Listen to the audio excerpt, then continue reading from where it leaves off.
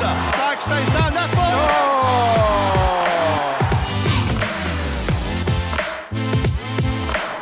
He shoots! Oh! What a hit!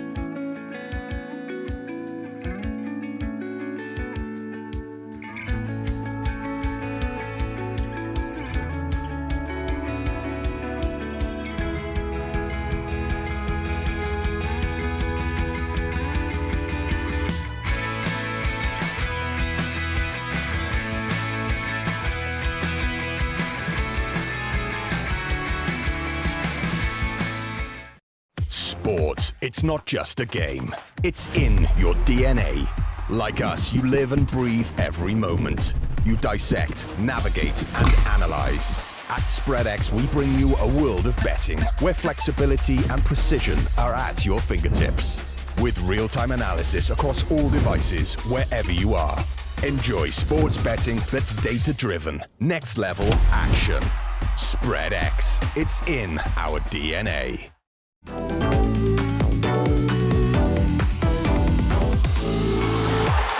Opportunity here. Oh, how cool is that? How cool is that? From Chris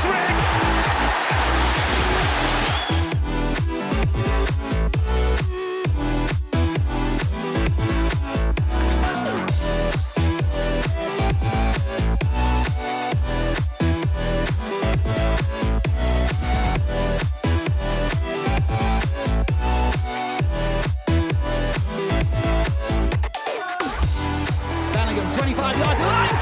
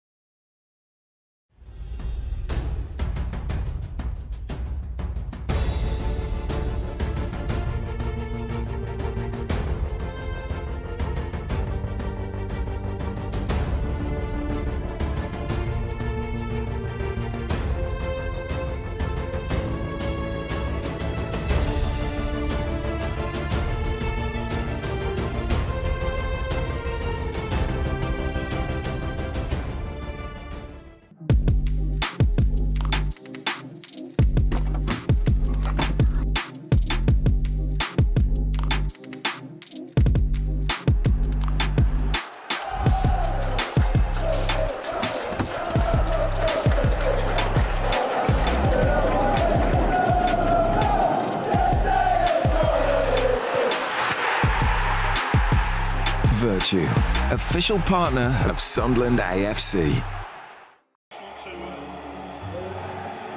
if they can test Newcastle one more time here with Altidore.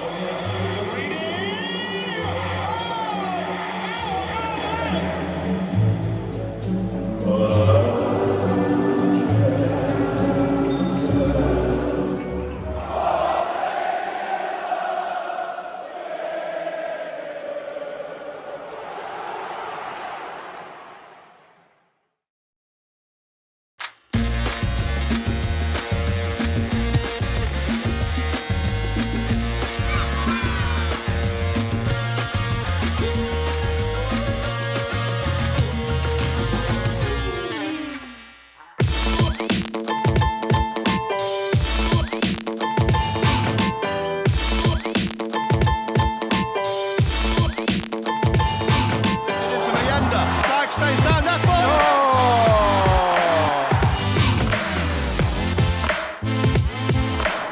He shoots! What a hit!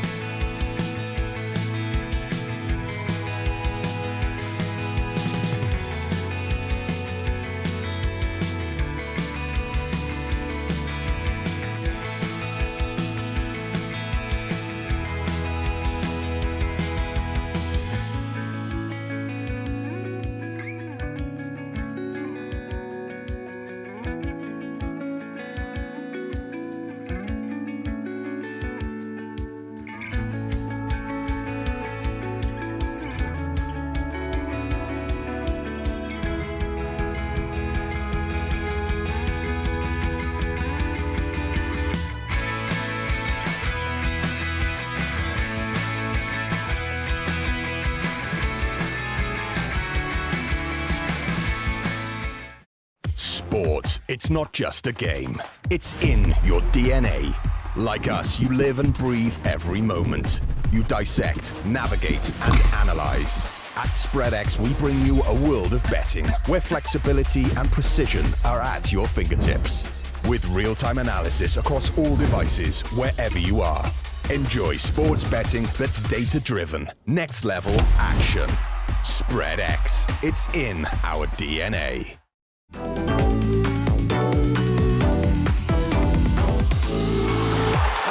Opportunity here. Oh, how cool is that? How cool is that? From Chris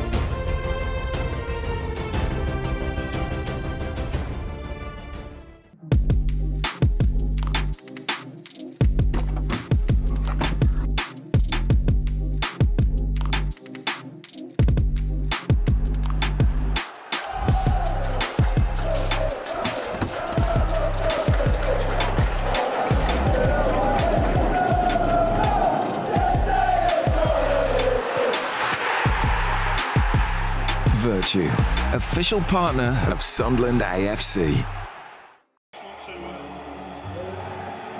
if they can test Newcastle one more time here with Altidore.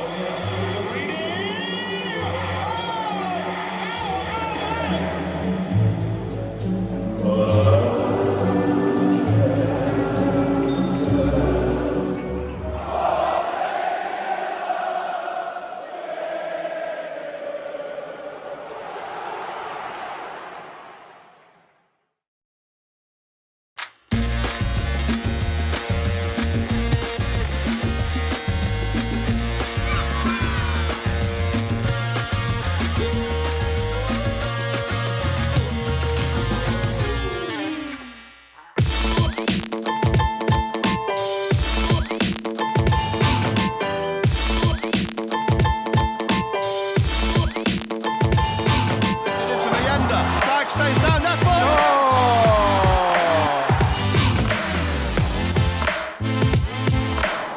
He shoots. Oh! What a hit!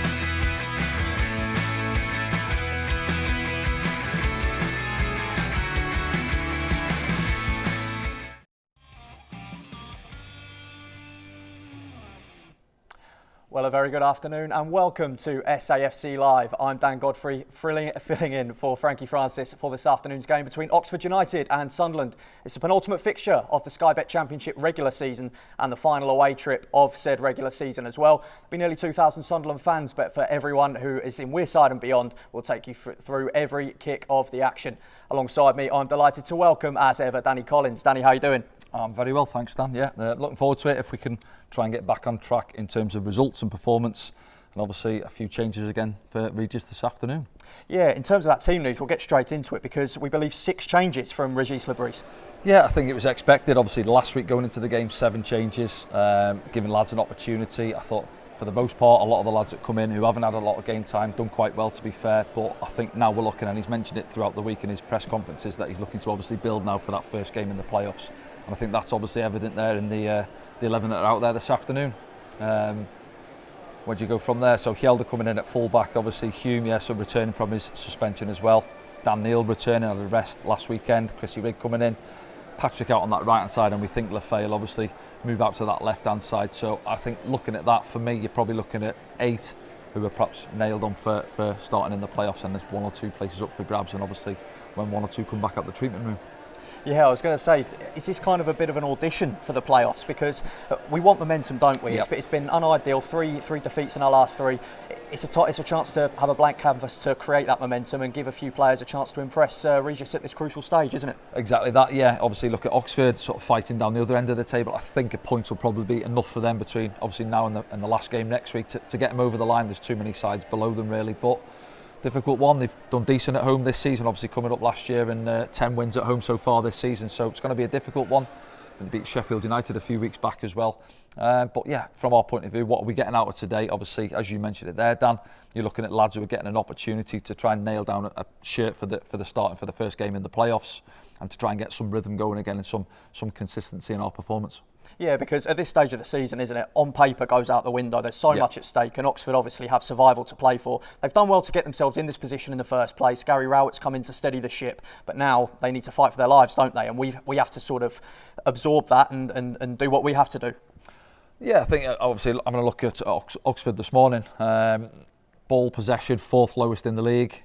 Counter-attacking goals, just 1 so far this season. So you think, well, if they're sitting deep and soaking it up, they're not really hurting you on the counter-attack. Where are the goals coming from? Then you look at the set-piece column. 17 set pieces this season, 2nd in the table behind Derby. So that's where their threat comes. They've got Will Vokes long throwing into the box. Obviously work hard on corners, and for a team that are coming up, and if you think you're not going to dominate possession and maybe create too many clear-cut opportunities from open play, then obviously you're looking at working hard in set pieces. So that suggests that they're doing that. And from our point of view, we've conceded a few in recent weeks, haven't we, man? You're looking at it really. So yeah, we need to switch on back there, make sure we're organised from set pieces, and just generally try and quieten them down really. As I said, they've had some good results at home this season. So you expect them to come out the blocks a little bit, albeit, I said it there, 43% of the ball really, in terms of one of the lowest in the league. But from our point of view, move the ball a bit quicker. We had a lot of ball last week, didn't do enough with it. Some nice play, defensive third, middle third, but final third is where we're a little bit stodgy at the minute, and we're not creating too many good opportunities, so that obviously needs to try and change. Yeah, as you say, touching on last week against Blackburn, it was a bit of an uninspiring game. Oxford will take solace from our recent form, but what do you feel went wrong against Blackburn? I think first off, Blackburn set up well out of possession. They had 2 or 3 good counter-attacks in the first half, and obviously their goal come from a counter-attack where we sort of ended up outnumbered really in and around our box, and obviously we'll have a look at the highlights now, and we can run through the goal really as well. Actually thought we started all right, say first couple of minutes. Isidore getting into it, he's been frustrated, no goal in 11 I think it is now for him. Gets a shot away there, and generally we done okay. Tommy was much better down that left hand side as well, got into the game. Harrison Jones I thought done really well in the first half. So you can see we had some good ball around this, but it's just not clicking at this moment in time in the penalty box around that final third from our point of view. When you're having good possession and you're on top, that's when you've got to make it count, and we're not working the opposition goalkeeper enough at this moment in time. But as you say, you're hoping that clicks between now and the playoffs.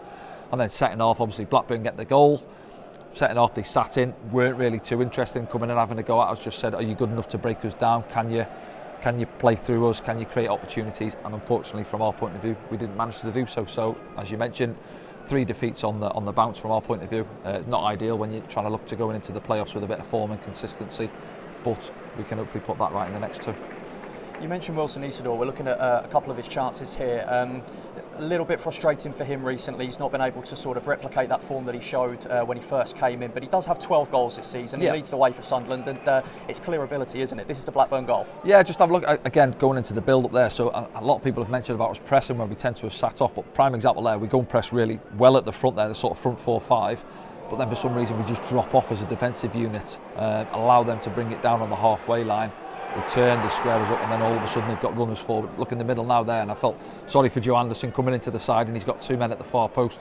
Comes to the near man there, And then it's Dolan, isn't it, far post. Just see it here from this angle now. Look at him now, he's got 2 men in there. He comes central as you would, tries to get across, can't put the brakes on. Dolan chops inside and smashes it into the roof of the net. So yeah, a bit of a smash and grab from their point of view, but they've come into it off the back of a couple of good results. That's 3 on the bounce for them. Left it too late to try and get back into the playoffs, I think, from a Blackburn point of view. But then, yeah, so after that, we did have good control, especially in the second half when they sat off us, allowed us to bring it into their half, really. But then we struggled. We've seen it a lot of times this season when teams come up here and they sit deep. Just get on to that one there for Tommy. Harrison Jones, I mentioned there, excellent in the first half, lovely weight, and Tommy just takes a heavy touch across himself there, allows the fullback to come across and to get the challenge in. And you could just feel a little bit of frustration in the crowd as well in the stadium, because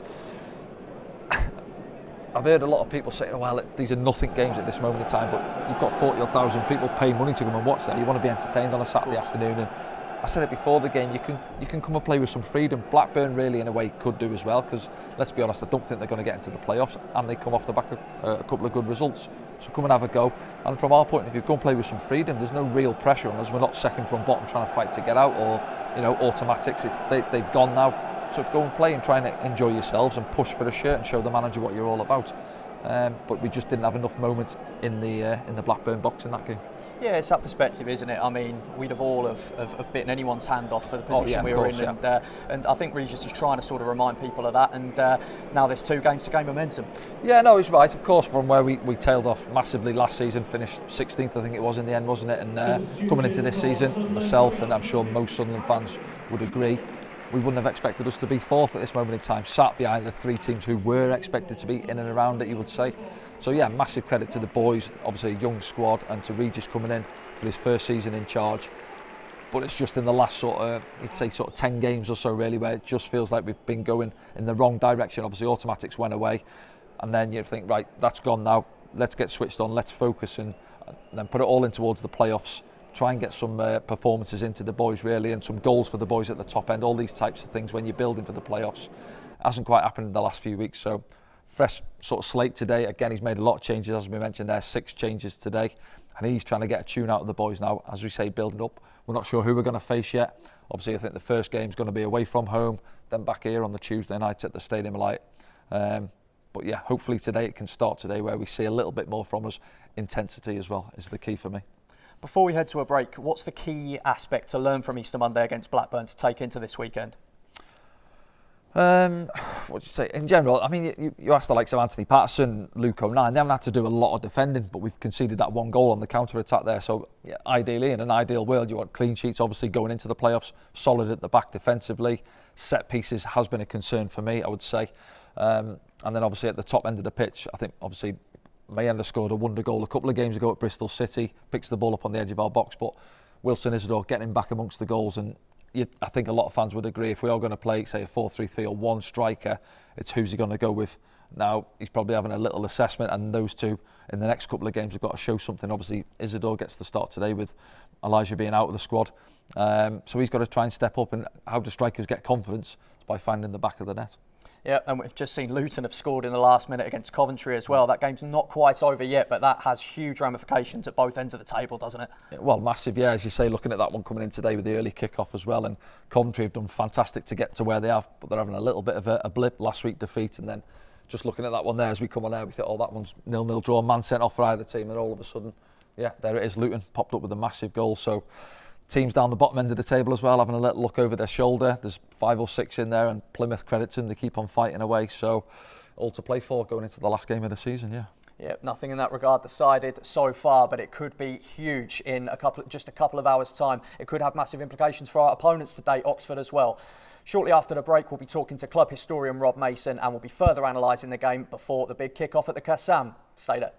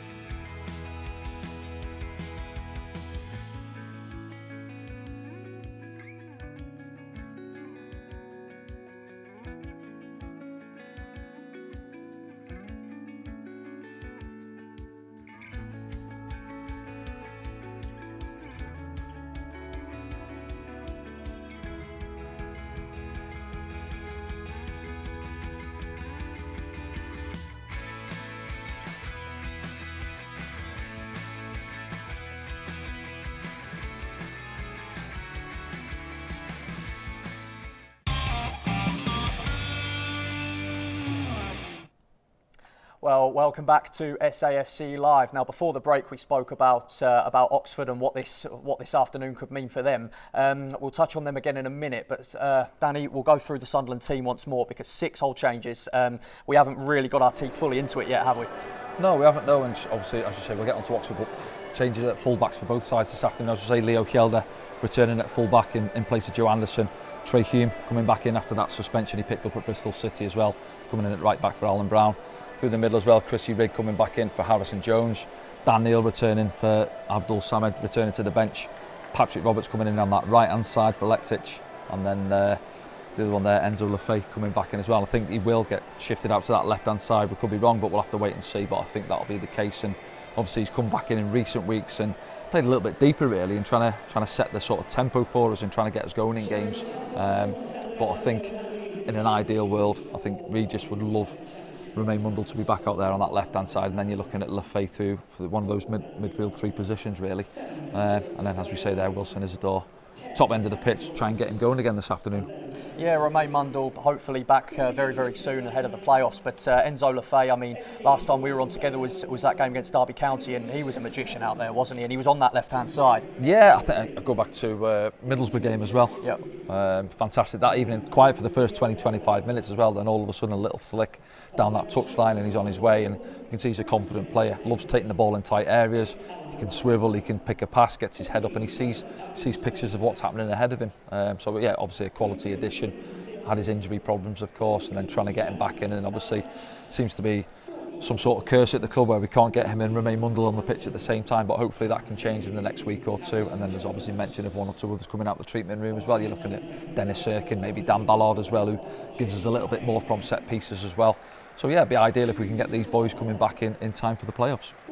Trey Hume back as well, big boost. Yeah, fantastic. Obviously, I think he picked up a Player of the Year award through the week, and he'd certainly be up there for me as well. I think consistent. What I say about him is he's a proper old school defender. He can play as well. I think he's got great delivery. He's had some good assists this season. Popped up with a couple of goals in recent weeks as well, where we've obviously had a bit of a drought. I think we've only scored in 3 of the last 7 games, and he's picked up with 2 of those from them set pieces. So yeah, he's a fantastic player, loves a challenge, obviously gets the fans going here at the Stadium Light when he puts one of those thunderous 50-50 challenges in. So he's been a great signing for the club for me. Yeah, goals all over the pitch is hugely important, isn't it? And we have specialised in that this season. Would love Leo Kjelder to get one. He's only got 1 career goal, and that was about 4 years ago. So he's due one. He's due one this afternoon. Yeah, listen, it'd be good for him. And obviously not just Leo there. The first things for him is obviously keeping the ball out the back of the net at our end. And as we say there, building with the clean sheets going into the playoffs. But I mentioned it last week where top end of the pitch, Job and Chris Rigg have been stuck on 4 goals apiece for months now. Yeah. So I think they can obviously look to chip in as well. Romain had a couple of goals, he got 4 or 5 I think as well from that left hand side. So yeah, the goals have sort of dried up, of course they have, yeah, and it's not ideal as we say there when you're going into the playoffs for the amount of possession we're having. So I'm sure they've been working hard this week on the training ground, obviously set pieces as well. Something I mentioned in commentary weren't great last weekend. 2 flat near post, hitting the front man time and time again. I think we had about 8 corners in the first 20 minutes or so against Blackburn, but time and time again getting cleared. And as a former centre back, when you're going forward you want something to go at, and then you have to run 60 yards back when it's a flat ball in, and it's disappointing. You can hear it in the stadium. So certainly got something to work on, because go back to the one what Trey scored a few weeks ago. Well worked, wasn't a little set it short, got him in free round the back, lovely volley at the far post. And obviously set pieces are vital in football. Yep, over to Oxford, and they've made 4 changes themselves, so there could be quite a lot of preparation out the window from the academy like this week. But an interesting shape for Gary Rowett.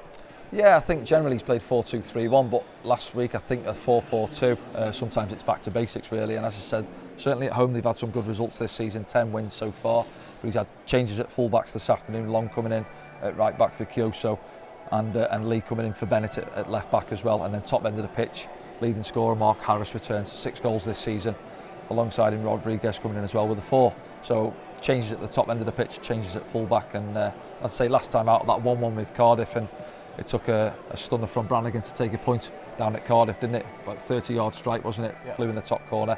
But yeah, they've, as I say, I think a point should be enough to get them over the line. There's 3 or 4 teams below, and we've got to scrap it out before they can get to Oxford if they can manage to take a point this afternoon or next week.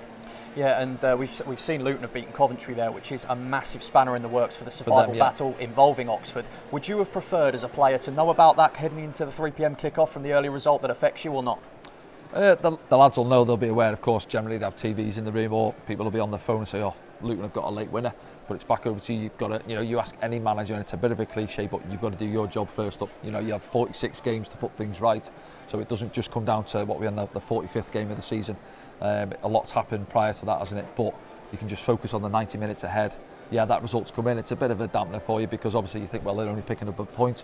All of a sudden they've got another 2. Then you're having a little look over your shoulder, and then there's obviously other teams and other games going on as well. But you've got to focus on your 90 minutes ahead. Yeah, I mean, Oxford have that blend of youth and experience, don't they? But some lesser-known players in the team, but they had 10 full internationals in their matchday squad when they played Cardiff. You mentioned there, Brannigan scored an absolute rifle of a strike to earn them a crucial point in a bit of a 6-pointer that they had. They do have players capable of hurting Sunderland, don't they? They do, yeah, and as you say, they've got a good blend in there as well. Brannigan, he's been around there for a while now. Obviously, set piece, taking up 4 penalties. You mentioned, I think, before we come ahead, in the game, really. Will Volk's come in, good experience at this level as well. Cardiff, Rotherham, and as I say, you've got to keep an eye on that long throw. It's a proper, some teams have someone who has a long throw and it doesn't quite reach the 6-yard box, but he can put a ball in there like a corner. So yeah, that'll be a big weapon for them this afternoon. But yeah, just from our point of view, start the game right, try and quieten their crowd down. Obviously 3 sides to the ground here, isn't there? So it's a strange one, but no, focus on ourselves, slow the pace down, try and take control of the game, really. I think last week we started quite well. There's a couple of games prior to that where we haven't quite got out the blocks, really. Started well, been a little bit loose in possession, but that'll be the focus from Regis and the coaching staff. Like, all about us. Yes, Oxford, they're obviously fighting at the opposite end of the table for their reasons, but from our point of view, focus is trying to turn things around a little bit in terms of performance. So you're sort of insinuating there that we know what Oxford are going to bring. They're going to have that set-piece threat, but to impose the game to them, despite the fact that we're the away side, try and play the game our way. Yeah, well, what's our game, really? I think throughout the season, we had a lowest possession rate earlier in the season, similar to them, 42-43 earlier on in the season. We're up to 48, nearly 50 now, I think. So we've had a lot more ball, but again, it's that old cliche, isn't it? It's what you do with the ball when you've got it. It's all well and good having it in your final third and moving it a little bit too slow and pedestrian, and you're maybe looking for those passing lanes and it's not quite on. And you lose the crowd a little bit, really. So you've got to inject a bit of tempo into the game every now and then. Wrap a ball into somebody, get them on the half turn, get us playing forward a little bit more, creating opportunities, gets the crowd up a little bit as well. And what we got down there today, a couple of thousand going down there as well this afternoon. So yeah, I'd expect us. How do I expect the game to go? I expect us to 55-60% of the ball this afternoon, maybe, but creating opportunities final third. And as I say, training ground this week would have been for me having a little look at set pieces, but getting balls out wide, getting balls in the box, and maybe going back to a little bit more traditional, really, where you have wingers where just a yard on the outside. I know we obviously play with Patrick on the right, who wants to come in the field, but just saying to them, just knock it past your fullback, feed balls across the 6-yard box, and then obviously you need willing runners. Isidore up there today, got to get across the 6-yard box. Job getting in there, Chrissy Reggers, those 2 8s really supporting him in there, and if that's what we're working on, you've got to get men in the box. You mentioned that Oxford would possibly be happy with a point, given that they head into this weekend 3 points above the relegation zone. I mean, is it one of those where they might end up having to take a couple of risks, especially if they go behind, and we can capitalise on that? Yeah, possibly. Again, they'll be weighing it up and seeing maybe how results are going as well. They've got Swansea next week away as well, so sort of mid-table, but they come up here and got a result a couple of weeks ago, didn't they? Played some good football as well, I thought. So you can't obviously tend to rely on other teams in a way. You've got to try and get over the line. And as you say there, if you asked Oxford at the start of kick-off today, would they take a point? I think they'd probably be happy with that. They might look at the sort of form we've been in recently, and 3 defeats on the bounce, come in there. They're the home team. As I said, they've had some good results there this season. They'll be quietly confident of getting a result as well. And obviously looking at our team sheet when it comes in from their point of view, they'll say Sunderland are at it this afternoon. That's building their available squad at this moment in time for what they're looking for the playoffs in a couple of weeks, obviously with 1 or 2 injuries to come in as well. Yeah, and it's actions backing up the words of Regis Lebris in his press conference this week, where he talked about now's the time to be ruthless and pick up that momentum and show teams what we're all about. Of course, QPR next week as well. They've got very little to play for when they come to the Stadium of Light. It's one of those, isn't it, where now that inconsistent run has become a bit of a burden, and now's the time to change that. Yeah, exactly. I know people will say, well, listen, we could lose every game between now and the playoffs, and then all of a sudden we go into it and we get a bit of form. Of course, that can happen. It's football. But from a player's point of view, you're looking at results, and what breeds confidence in a team is winning games of football. And as well, we're playing some opposition who have come up here in recent weeks. Yes, Blackburn have picked up a little bit, but they've had a rocky patch under their new manager coming in. They've got back on track, but teams are going away from the stadium. Like lads will be getting back on their coaches and thinking, well, Sunderland aren't all that really, are they? You know, we've gone up there today, we've had a good go at them, come away with the points, and that's happened too many times in the sort of last 10 home games or so, really, where earlier in the season we were fantastic at home. So sides have gone away, your mid-table teams, obviously Plymouth, you go back to their bottom of the table, come up here and took a point off us as well. So yeah, it's a bit of respect you're looking for from the opposition as well, and the players, and saying, rather than saying, you know, we've gone up there, they weren't great. You want teams to be saying, you can see why Sunderland are in the playoffs, what a team they are. You know, move the ball really well, some great young individuals in that team, and that's where we were, for me, early in the season. We've obviously come away from that, but we can still certainly get back to that, of course we can.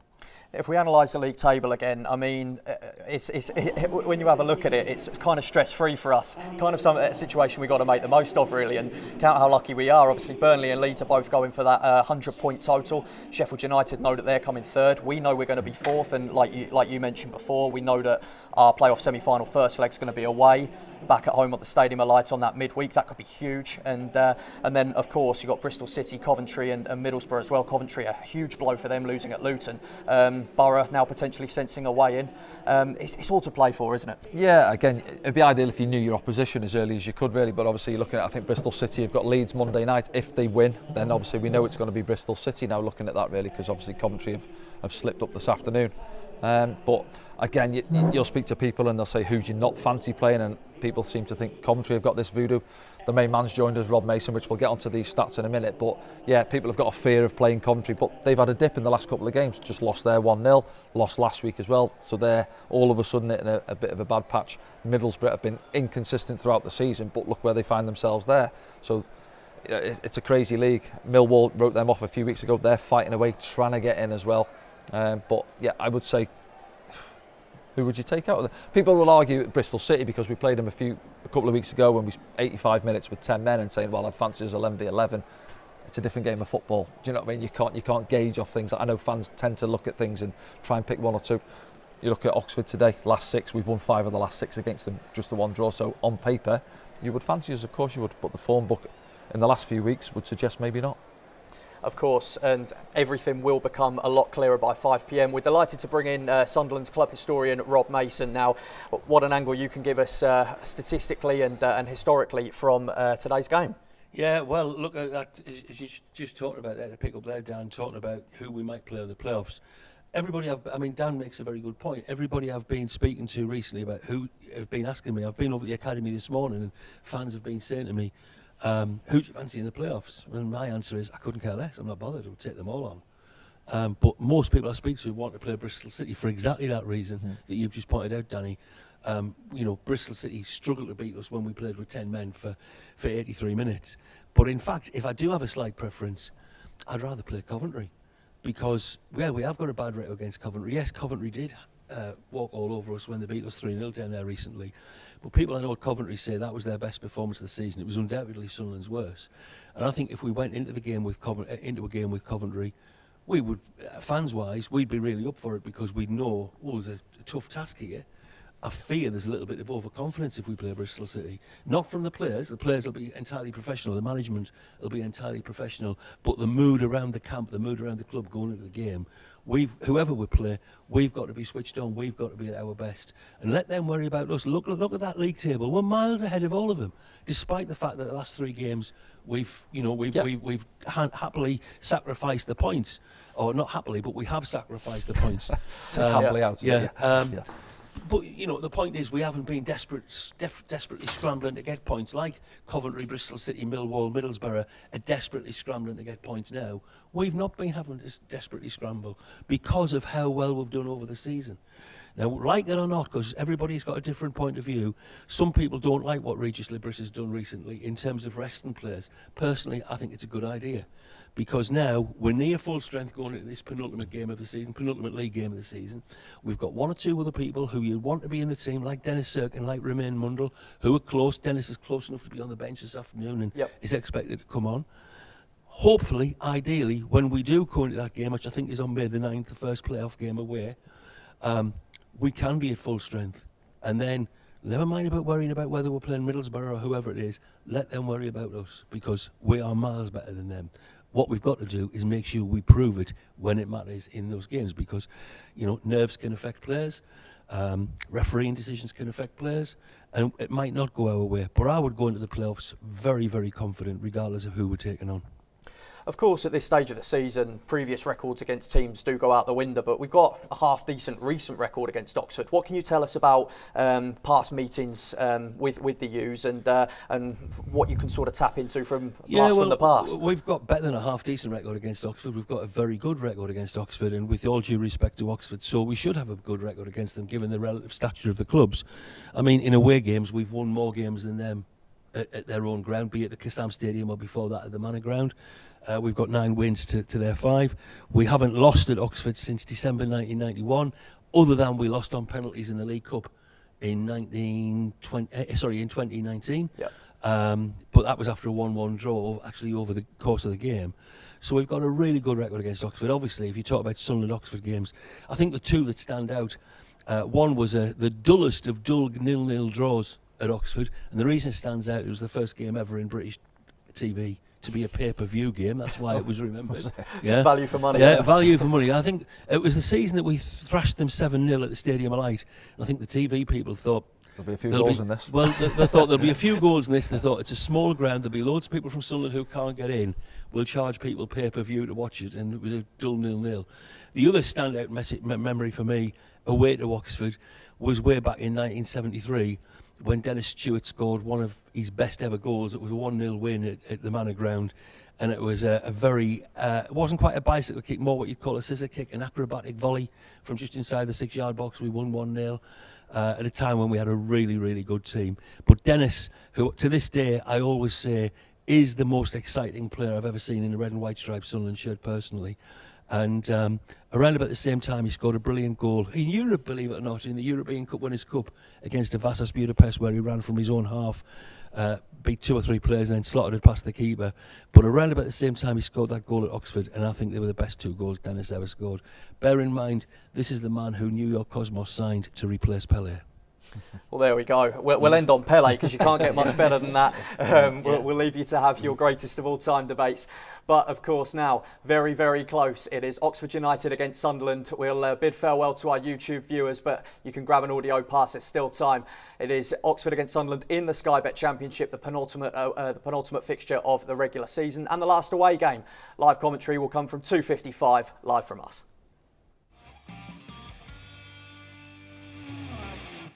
Sport, it's not just a game. It's in your DNA. Like us, you live and breathe every moment. You dissect, navigate, and analyze. At SpreadX, we bring you a world of betting where flexibility and precision are at your fingertips. With real-time analysis across all devices, wherever you are. Enjoy sports betting that's data-driven. Next level action. SpreadX, it's in our DNA. And